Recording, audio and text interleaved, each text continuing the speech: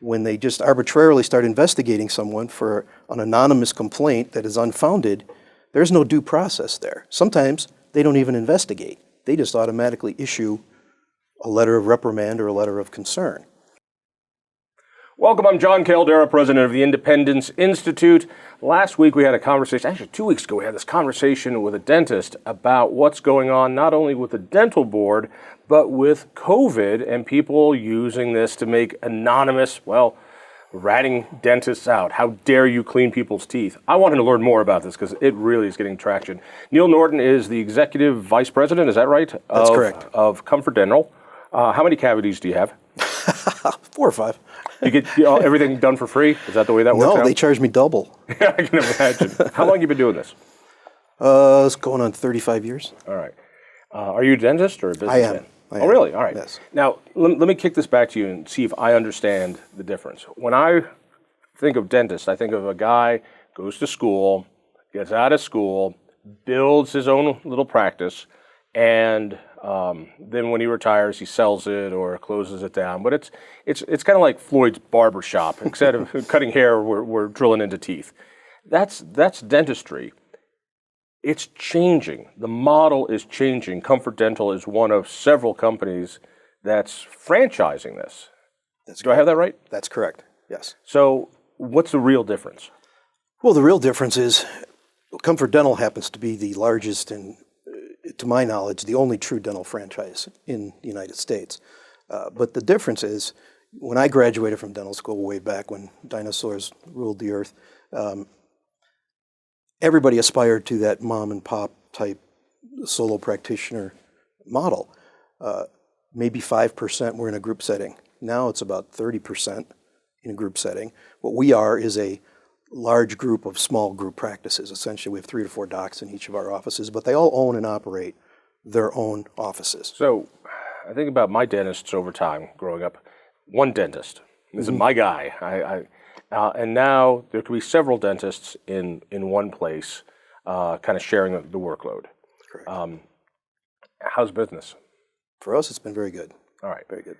So before we get to COVID and the shutdown that's happened, there has been real friction, it seems like, between this new disruptive model of delivering the service, group dentistry, and you franchise others, do corporately owned, whatever, and traditional, what I'll call mom and pop dentist shops.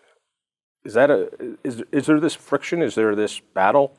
Yes. Is it good competition? I mean, I love anything that disrupts business models is usually good, and if it isn't, it doesn't survive. Well, I think it's a double-edged sword. I mean, competition is good for everybody, usually. But when you have a unlevel playing field, it skews things. And so, yeah, there has been a lot of friction. A lot of it is people that think the way we do business, that there's something wrong with it. But we've positioned ourselves to serve the portion of the public that most dentists have turned their backs on. That's, the working class, blue collar, poor, Medicaid. That's our niche. And apparently we've offended people along the way by doing that and becoming very successful. So there's a lot of professional jealousy that exists. All right, when you say you've offended people, it's not like you've offended people because I don't really care, but you've offended people you compete with. Correct. All right, I get that. Explain to me what the dental board is. So I get it. Your dentist should be licensed, and they should have some authority they answer to. The lawyers have the Colorado Bar Association, and if I don't like a lawyer, I can go and complain to them, and they'll go investigate.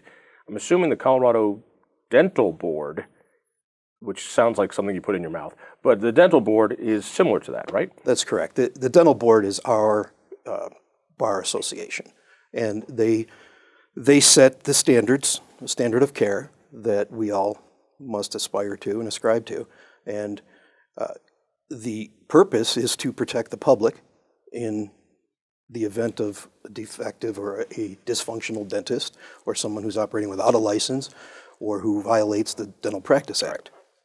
All right, so jumping into this, what I'm getting a sense of, and thank you for waiting through all that preamble, was that your competition keeps complaining to the dental board about you guys. that doesn't seem like a problem to me. It just sounds like a good thing that if you're doing something wrong, that somebody goes to investigate. How do they complain? Well, when it's another dentist or their designated representative, they will do anonymous complaints. All right, so that's the key. That's the issue. All right, so if I want to complain, I can just be anonymous about it. I can just write a letter, and then all of a sudden, you've got to deal with it. That is correct. Is that the way it works in all medical fields? No. What do you mean? Well, the State Dental Practice Act and state law is very clear, and it says that all complaints must be in writing and be signed by the complainant. It's pretty straightforward, and we've asked for clarity on this because there's been complaints filed anonymously. Well, we don't even know who the complainant is, and when it's anonymous, they're not patients. So it puts us in a very, very difficult spot to defend something that isn't even true. All right, so I understand this is not criminal law. This is the bureaucracy of the medical world. In criminal law, you have a constitutional right to face your accuser. Very rarely is that not allowed. But through the dental board here in Colorado, people can accuse you of stuff anonymously, which means it's got to happen a lot. Does it happen a lot?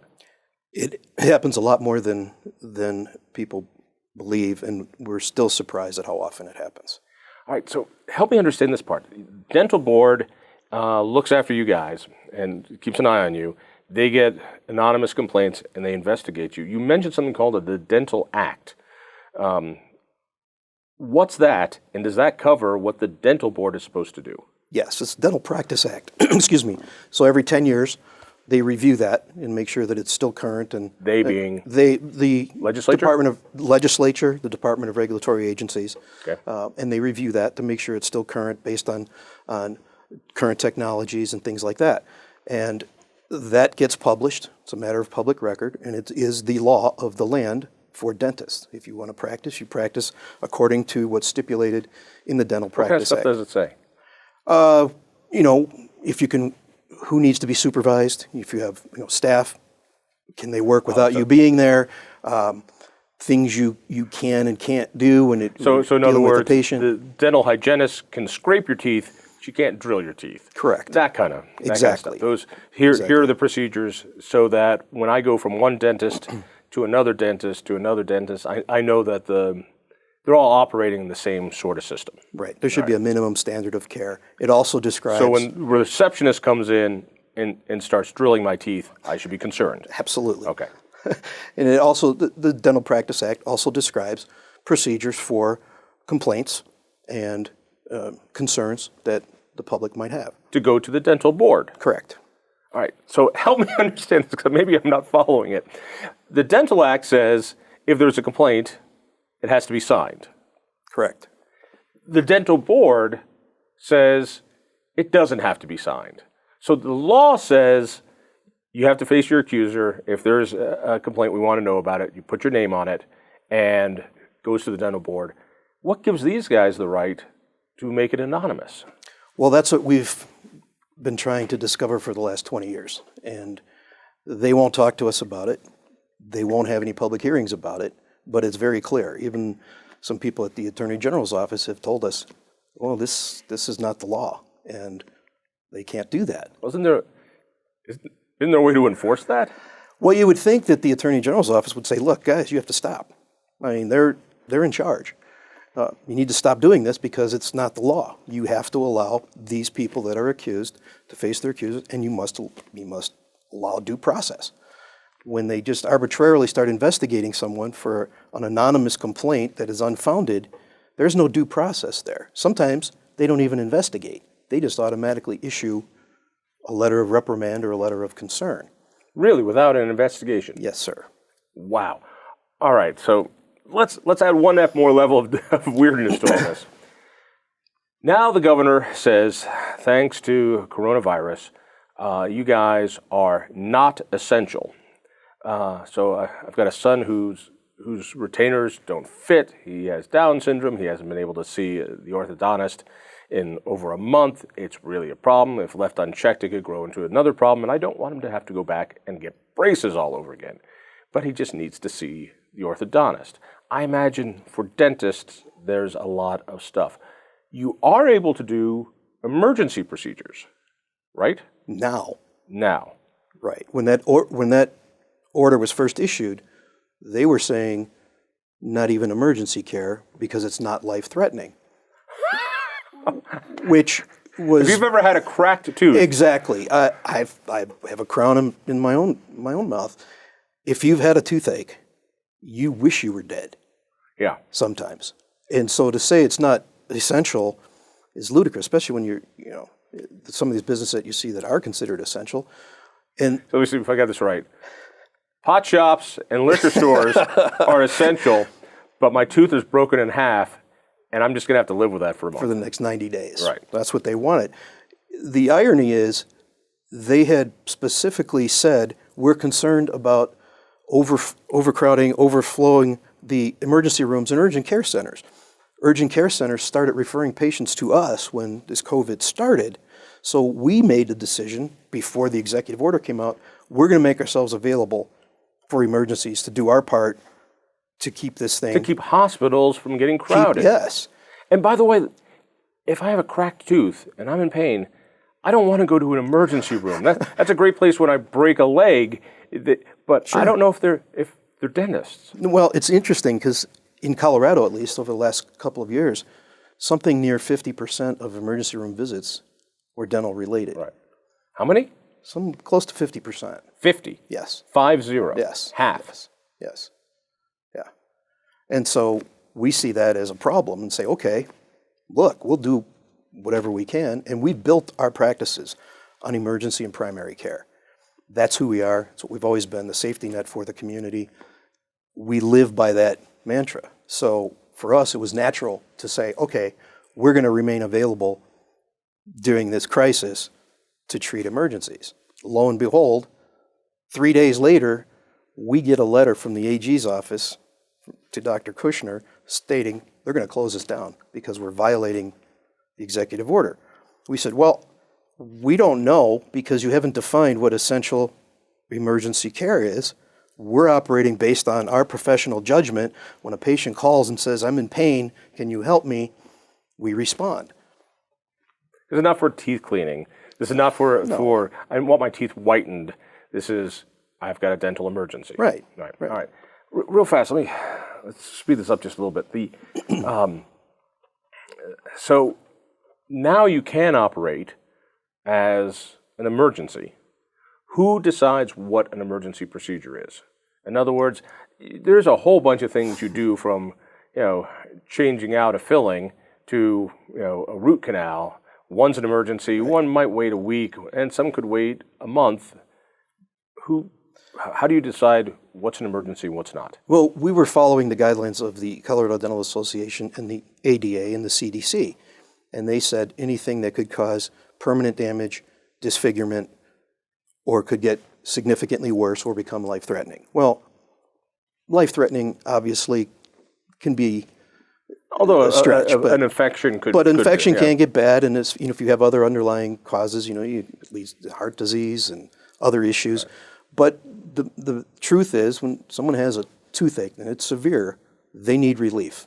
And to say you're going to have to wait 2 weeks or a month, it's cruel. Just not. It's cruel. Yeah, that's the best way to put it. And so we have been operating based on what the ADA says is what defines a dental emergency. And they have a list of things, and we followed that guideline to the letter, and that's how we've been operating during this entire crisis.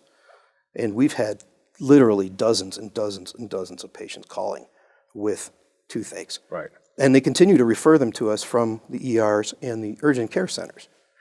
So let me see if I understand this. So the ERs, which are dealing with saving people's lives right now, also don't want people who don't have COVID running into their places where they could get it. And they're saying, hey, Comfort Dental, please help us. Other dentists, please help us. Take these cases that are emergencies, but not COVID. And then you've got the AG and the dental board threatening to close you down for doing just that. Exactly. How does this end? Well, we'd like it to end in the public forum where the public is made aware of how the dental board is conspiring to drive up dental fees and create a unfair competition. And why do they, speculate for me, why do they have it in for you guys? Why do they want to take anonymous complaints? Why do they want to say, forget what the CDC, the American Dental Association, says is an emergency? We'll tell you what an emergency is, and that ain't it. What's their motivation? I don't know. I think, this has been going on for decades. 40, 50 years ago, dentists started moving here, wanted this Colorado lifestyle, and decided, hey, we're going to make it difficult for other dentists to come here and practice here. We're going to keep it all to ourselves.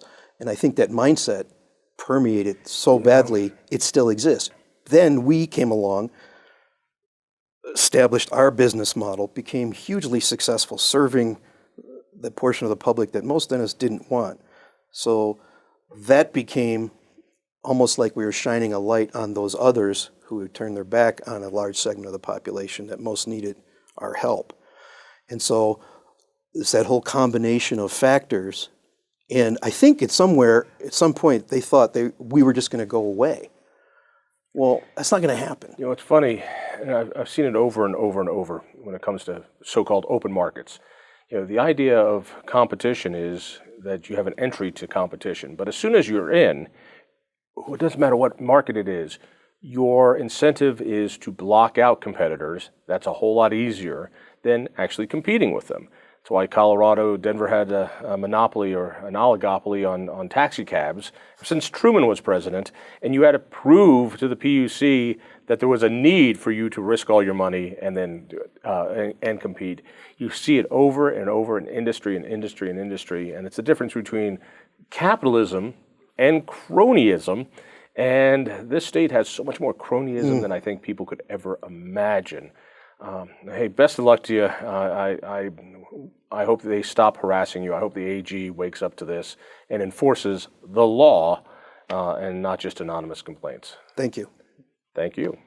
If you enjoyed that conversation, by all means, click one of these other great programs. We have the best conversations with the most fascinating Coloradans. And subscribe to our channel. Just click down below and hit that little bell button too. You don't want to miss a single show.